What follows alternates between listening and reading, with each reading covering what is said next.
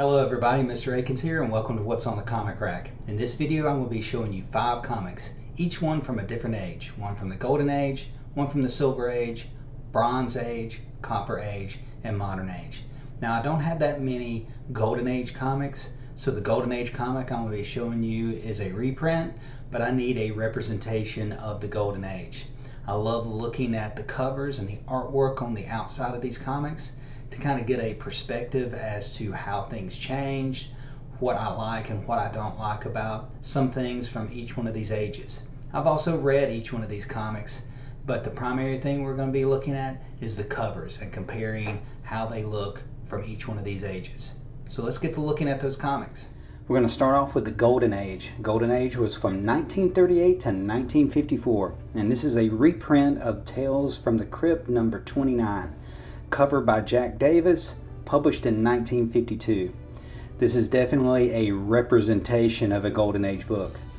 We have headshots of the Crypt Keeper, the Old Witch, and the Vault Keeper.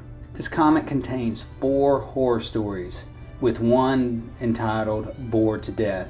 This was definitely a cover by with some classic horror by Jackdavis.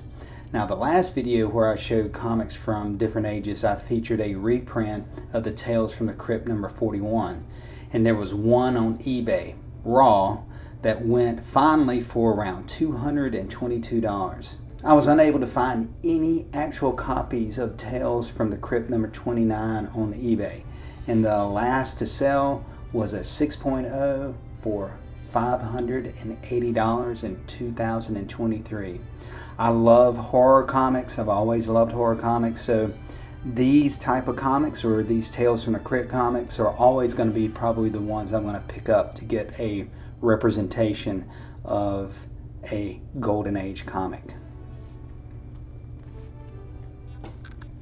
The Silver Age from 1956 to 1970. This is Iron Man number 8.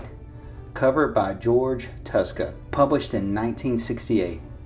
So it still fits in the Silver Age, barely got in there. Since the Silver Age goes from 1970, I'm curious to see which Iron Man comic was published in December of 1970. That would be the last Silver Age issue of Iron Man. This is also a M.O.N Comics exclusive. Got this issue as part of a trade with Brandon over at M.O.N Comics. A link to his channel is in the description below. M.O.N Comics is starting to do a live stream on Friday nights around 8 Eastern time called M.O.N Comics Big 5 Live.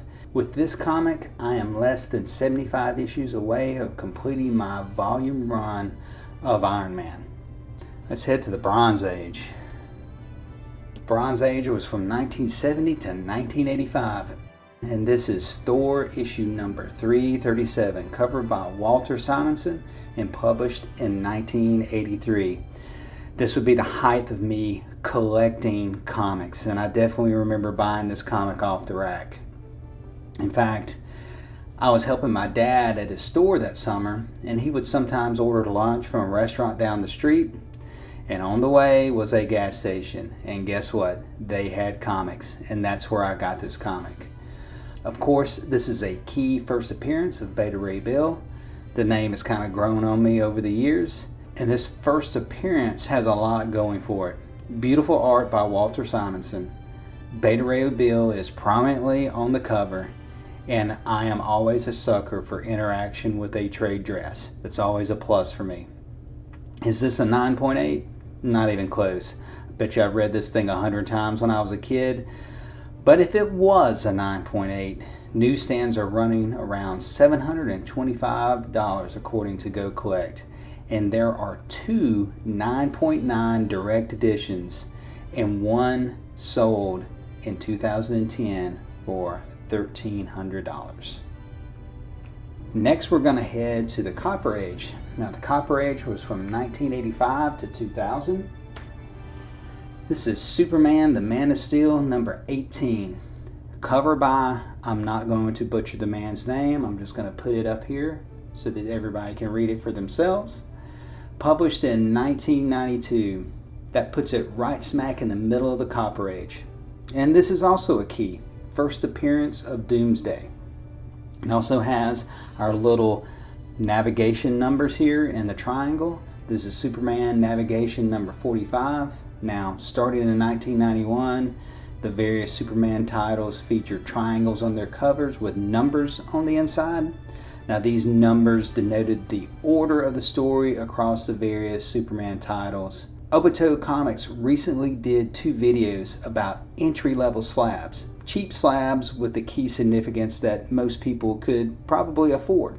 And this comic was featured in part 2 because a 9.8 of this hovers around $100.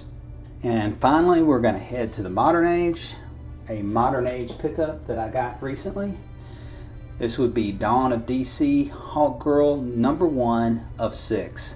Again, I'm not going to butcher the person's name or the 2 people that worked on this cover. I'm simply going to put their name up here somewhere so people can read it. This was obviously published in 2023. I was familiar with the Hawkgirl character before the Justice League cartoon, but most of what I know and love about the character comes from the cartoon. As a result, I decided to pick this up at my local LCS and give it a read. In my opinion, it wasn't the best comic I read this week, but that's just my opinion. The aesthetics of this version of the character are appealing, and I do love this trade dress right here. Some geek facts to go with this comic. The first appearance of Hawkgirl was in Flash Comics number 1, published in 1940. I definitely won't be getting that comic anytime soon, but I will be getting more of these comics and showing them off in future videos. So, until next time, we'll see you around the comic rack.